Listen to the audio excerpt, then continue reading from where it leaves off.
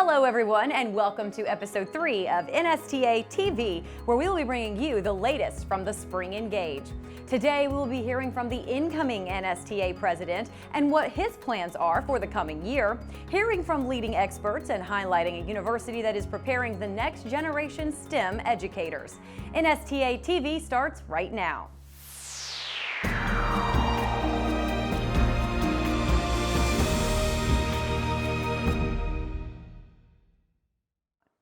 Science and literacy go hand in hand. Let's take a moment to hear from a former NSTA president about why integrating science and literacy is crucial.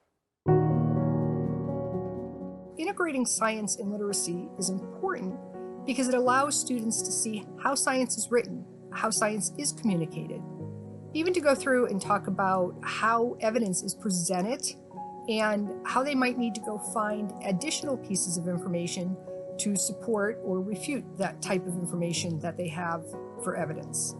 It's important for students to also consider that the reading, the writing, and even the discourse around science helps to build their understanding of science and helps them to engage in the practices which scientists do about arguing from evidence. There's a variety of things that teachers can do to help integrate literacy into the science classroom. Depending on the level, depends on what kind of strategies they might use. So at first, in the elementary grades, even finding opportunities to integrate and maximize time for science by using literacy or reading or picture books around the science topic will help students engage and actually be motivated to learn more about science. As we get to the middle grades, incorporating different types of articles or newspaper clips around what's happening in the world today is a great way to bring in current events. It also provides an opportunity for students to go through understanding more about the nature of science and how that's ever changing. As we get into high school, students are also doing a lot more about reading about how science is presented in a scientific world. It's going to help them to understand why science is presented in a certain way, the importance and precision about how science is presented so it can be replicated, and also an opportunity to think about what they might be interested in pursuing more about in the science field.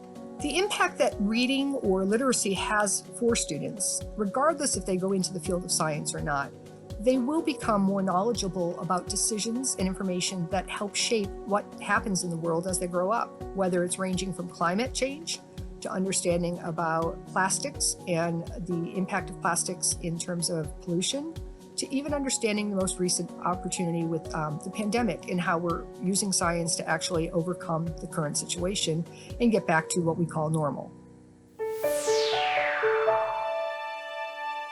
The School of Education at Drexel University is addressing a critical need for schools across the country: high-quality STEM teachers in middle and secondary grades. The school has created multiple STEM teacher pipelines. Let's take a closer look. We realize that there's a shortage of STEM educators out there in America. And so what we've done in the last 5 years is develop 2 innovative programs as part of our pathways to the education field. One is called Dragons Teach and one is called Dragons Teach Middle Years. And they're both focused on recruiting students who are getting degrees in STEM fields while at the same time getting certified in education to become teachers. Since I'm in the Dragon Teach middle years, I would be certified to teach 4th through 8th grade. This is different than any other program I could have chosen because I get the skills to teach young children as well as communication skills with other professionals. What excites me most is the opportunity for students who never thought of a teaching profession before. This provides them another pathway to go into the field of education and to give back.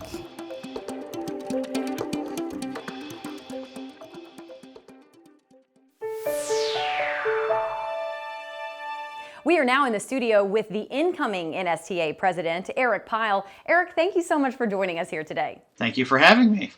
Very happy to be here. Well, after such a challenging year, what goals do you have for the NSTA in the coming year? Well, one of the most important goals for NSTA for the coming year is to really help science educators reconnect with each other from the classroom level on up. NSTA has been mindful of the needs of teachers of science for lesson plans and professional learning during the pandemic, but I also see NSTA maintaining that support and applying the lessons we've learned from the pandemic to connect educators in ways and levels we've never had to face before. My presidential theme, which is coordinate, collaborate, communicate, is focused on maintaining and extending the innovations over the past year towards strengthening science learning for all. This will happen directly through NSTA membership and programs, but also through the collaborations we are developing with other societies and groups with goals similar to NSTA's. What excites you the most about the direction that science education is moving? Well, one huge takeaway from the last year is that many of the issues that were below the surface in education, particularly issues of diversity, equity, and inclusion, have really been laid bare for everyone to see. And while it might be a little uncomfortable to face some of these issues head on, the excitement really comes from the rare chance we have at this moment to make the necessary changes for the better, so that all students have the chance to learn science effectively and that their teachers have the tools and resources to do that on a consistent basis.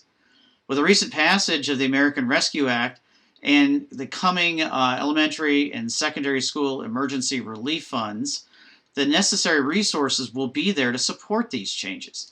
So it's exciting to see that the science education community can not only grow and thrive, but also has the chance to share the innovations and adjustments that educators have devised and will devise over the coming time here. What words of advice would you have for members that have gone through such a challenging year as things are slowly getting better with more and more people getting vaccinated? So it would be nostalgic to think that the emergence from the pandemic would mean that things could just go back to the before times, that alone would be what the post-pandemic teaching environment would look like. But we've all become so separated and disconnected from one another, having to teach remotely, that much of the spontaneity that comes with the day-to-day interactions with students and colleagues has really been absent. As we move forward into the summer and coming school year, there's a really great promise that we can reconnect and recover the spirit and dedication that we all have to student learning, but to also up our game. We can share our stories, our innovations, our workarounds. These are the means by which we can reconnect to one another and offer a huge amount of hope in the advancement of science teaching and learning in and out of school. Now is the time to embrace these changes, and while change may cause some level of angst, it's also much better than the alternative through which we have all just lived. Eric, thanks so much for joining us today. Learning during COVID has been difficult on both students and educators. But now that schools are starting to open up again, we wanted to find out more about what the CDC school-based studies have shown about how the virus spreads and the activities and settings most associated with SARS-CoV-2 infection. Let's take a closer look. COVID-19 associated changes to how schools work have led to a lot of stressors for students, for staff, for teachers, and even for parents that could increase risks to their mental health and their well-being. Teachers are feeling the stress of worrying about their own health while also trying to learn how to teach remotely or to teach to a combination of in-person and remote students.